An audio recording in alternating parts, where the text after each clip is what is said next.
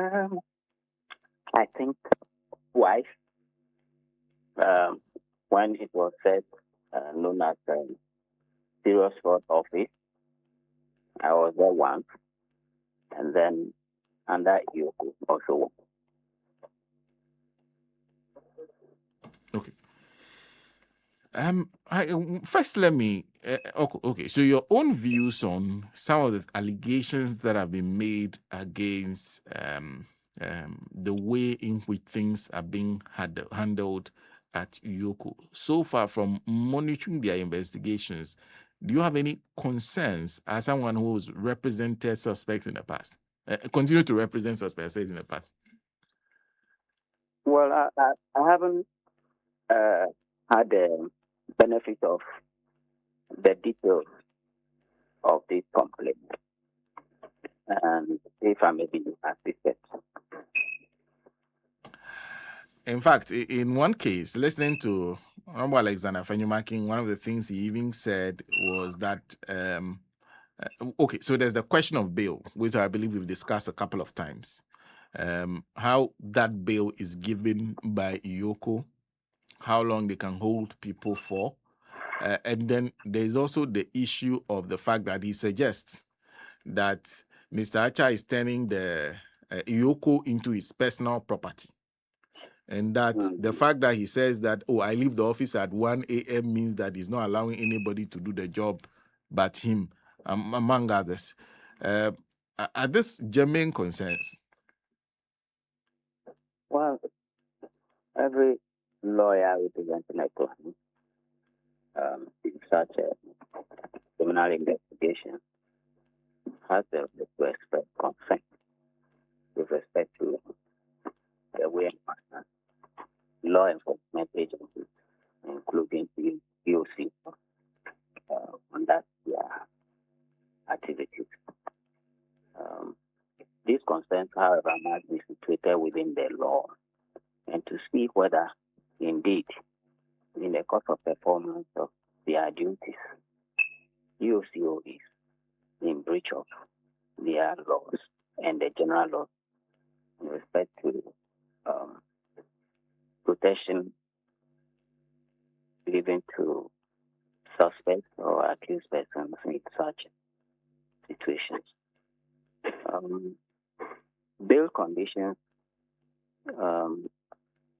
especially in the process of investigation, are set by the investigative body, that is the law enforcement, police, BNI, EOCO, national security, and so on and so forth. They set bail conditions. These are just processes to guarantee that the suspect will make him or herself available to assist investigation. Most of the times when the these conditions become burdensome and amounting to a refusal or a denial of bail, lawyers in those circumstances have a remedy to proceed to court to have court confirmation or violation of those bail conditions. So there is always some remedy available to lawyers rather than maybe sitting on a radio station or taking to the media to seek redress. I don't think that is what it should be. But as usual, politics is in the air, and those talking are politicians, and so you can't rule out the politics of the day. Okay, so the granting bail during the investigative stage, that is the sole prerogative of the agency that's dealing with the investigation. Precisely so. So far as they don't break the constitutional provisions with respect to detention of persons beyond 48 hours. And that is why when there's the need to hold a suspect beyond the constitutional limit of 48 hours, it is commonplace for the law enforcement to prepare or prefer charges quickly, file in court, and have the person taken to court for the court to determine either bail conditions or whether the person should be kept on remand. So for you, you're hearing more of politics than perhaps, because I'm not sure we have heard from his lawyers. This is Alexander Afenyo Markin, the minority leader, speaking. You're hearing more of politics than the practice of representing your client. Yes, of course. His Honorable Afenyo Markin, the lawyer for the suspect in question, obviously is not. Has the lawyer or have the lawyers of the suspect spoken? I don't think so.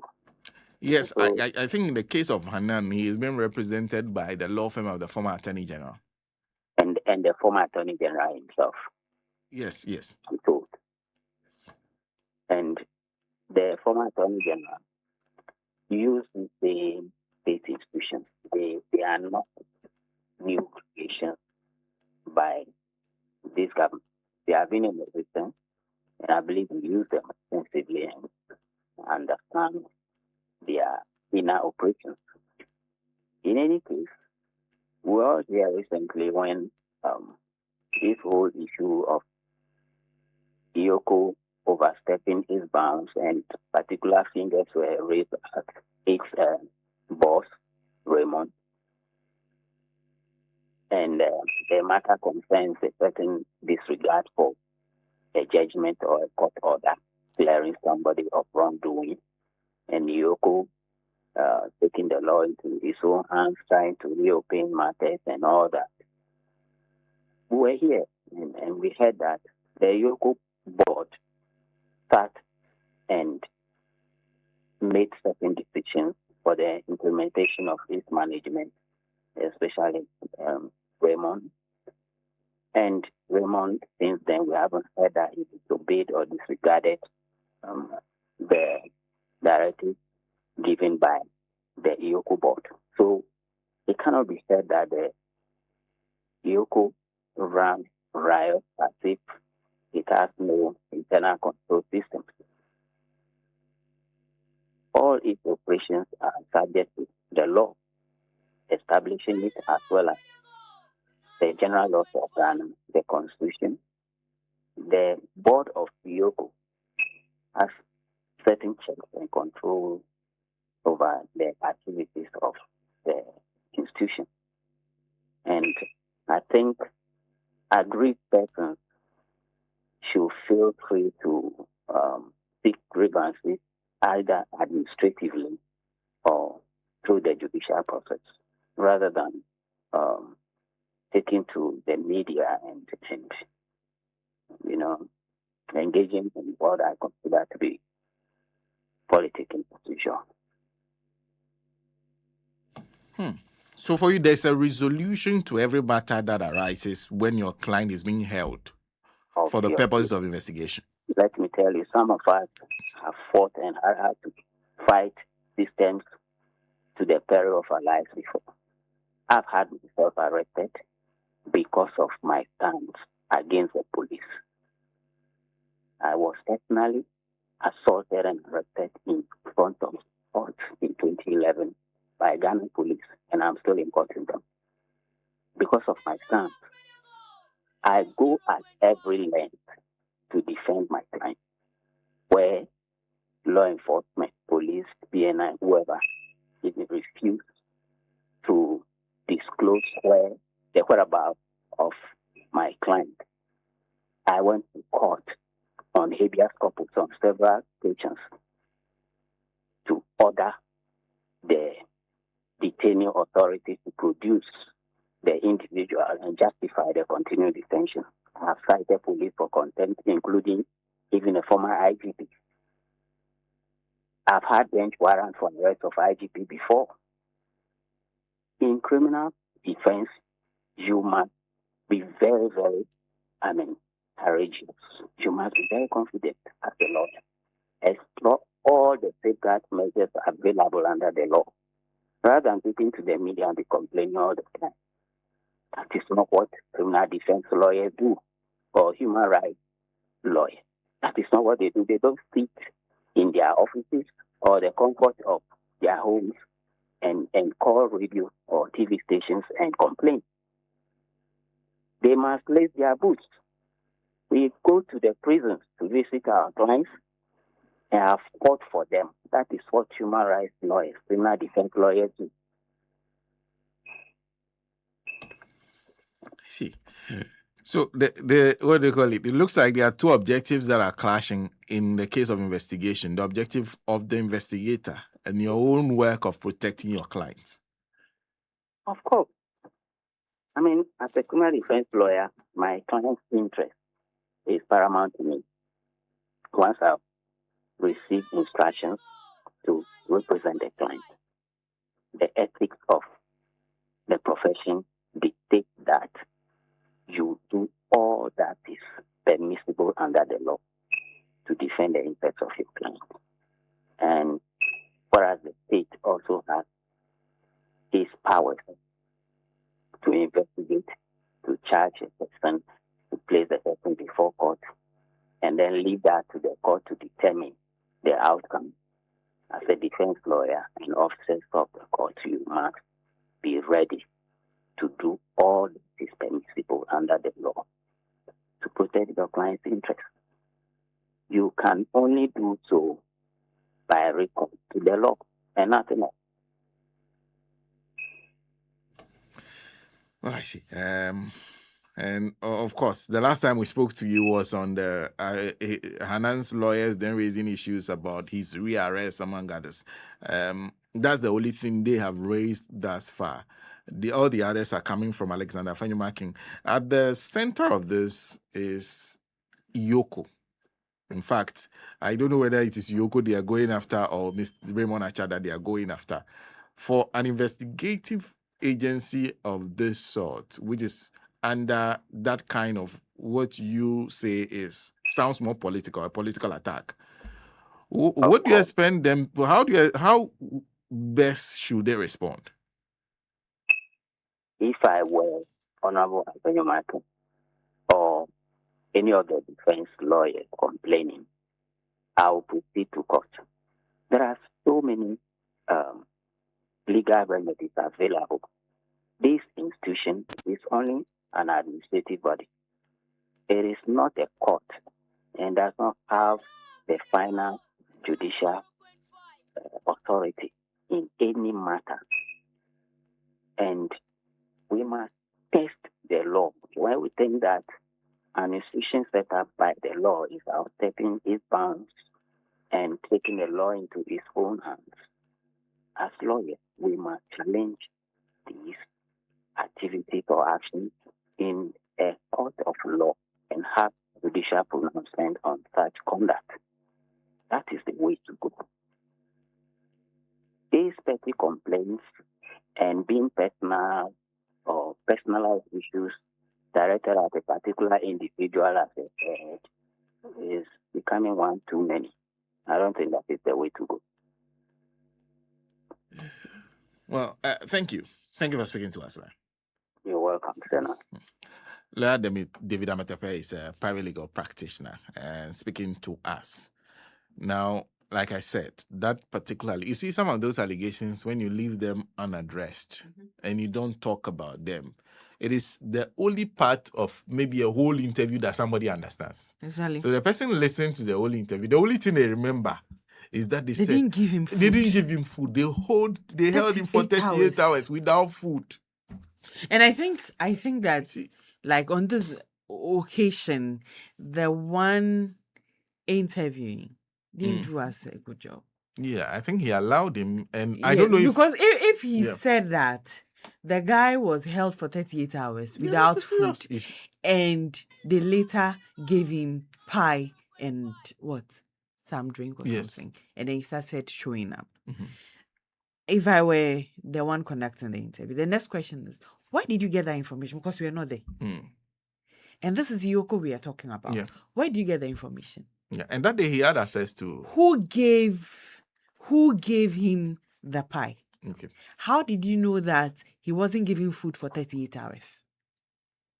Do you get? But we didn't get all that. Yeah. We didn't get all that. And sometimes when there's some people when they are talking, You have to listen to them very attentively. You know, and you don't have to take everything they say. Yeah. I have come to that point, especially about the minority leader. Yeah. I agree. It's not everything that he says that I take serious. Yeah. Okay. Like I listen to him and not I take have serious, not that believe. you trust. Yes. Uh-huh. Yeah. I listen to him, and after listening, I have to do my own checks before I take or not what he says. Yes, because I mean, over time, he said things that you check and then It's not correct. yes, It's not accurate. Exactly. It's not accurate. So I don't know. In fact, my understanding is that okay, so when they rearrested Hanan, in less than an hour, he started complaining that his stomach was hurting him. Okay. And that there was a need for him to go to the hospital.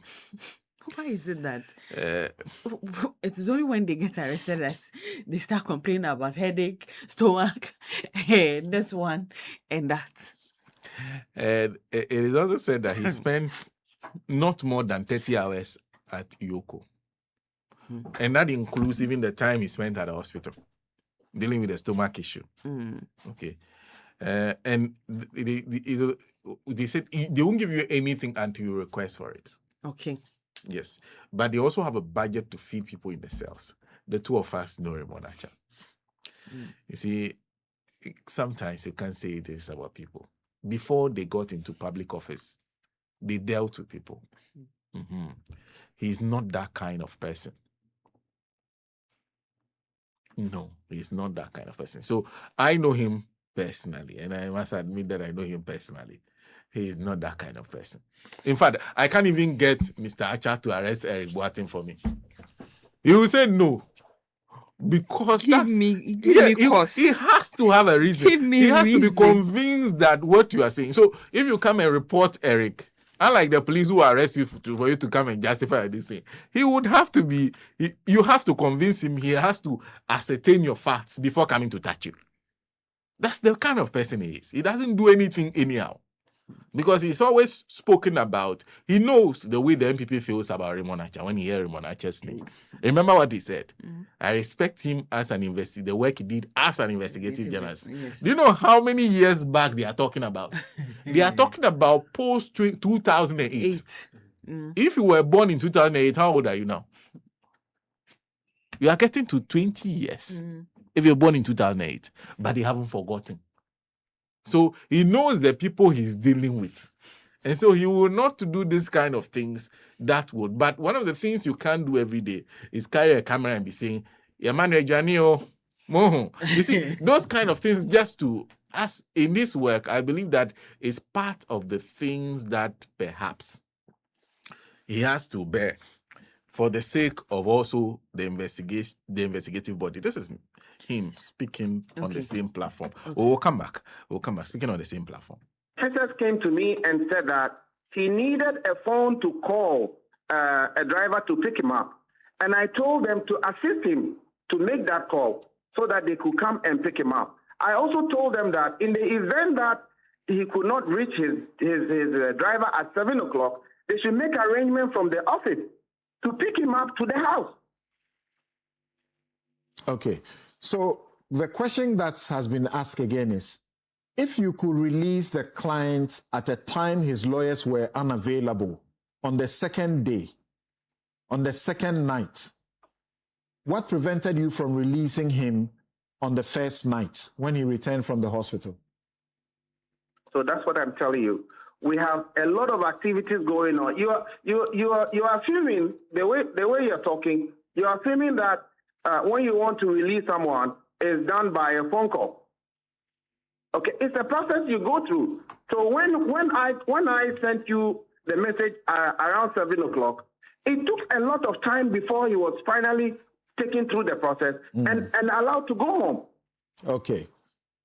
So this is Hanan. Just so you understand. This is Hanan. This is Hanan. That were dealing with him. Right. It's okay. The same officers that were working let's move on. Let's move on. This is Hanan. So they are all engaged at some point. This is Hanan who fell sick and had to be taken to the hospital and brought back, and the next day. How about his wife? Was she also sick? Your what? his wife. Yes. Could his wife not be released? So, you see, I'm telling you that there was a process where they had to go through. At the end of the day, you see now they come back. That now, are they abandoning the Hanan issue now and want to talk about his wife? Or were they there to represent Hanan alone and not his wife? I am now asking that question. That Hanan had a situation. Exactly your explanation is that Hanan had a situation. Because of what they are saying. You see, now the facts are out. And now they want to abandon, it's not Hanan. Okay, well, they were there to represent both clients. We were ready to do interrogation from day one. And then that interrogation started on Thursday. Okay? When he came back the next morning, he came with his lawyer and we started the interrogation the next day. Okay. Maybe my final question to you then is, they are already on bail. They are already on bail in very hefty sums. You have their passports. There's no way they can run away from anywhere because that's the bail they were on and they were attending to court. They didn't run away. So if you put in a withdrawal, they get discharged. Why can't you, in that same minute, tell them you are already on bail with us? We have all your documentation. Just go home. We can talk to you later. Why didn't you do that? I think there is a misunderstanding of the process that happens at EOCO. First of all, the gentleman went out. Okay, we didn't know whether he will come back that day or not. As I speak to you now, Kofi Juma says he's still sick. He is still at Kolibu. Okay, so the moment he leaves the office, we have other cases we are working on. So the officers are directed to move on to other cases. That is why I'm telling you that if they had had the patience to wait, by the time we are all congregating from the assignment we undertook while they were at the hospital, we would have been able to work on that process the same day. These are lawyers who are saying that. These are lawyers who are saying that they spend an odd 30 hours within your offices. And you are still saying that they were not available. You call them after they had left because they get tired. How many hours were they in my office? Hello? 30 hours. Something. So does the 30 hours include the period at the hospital?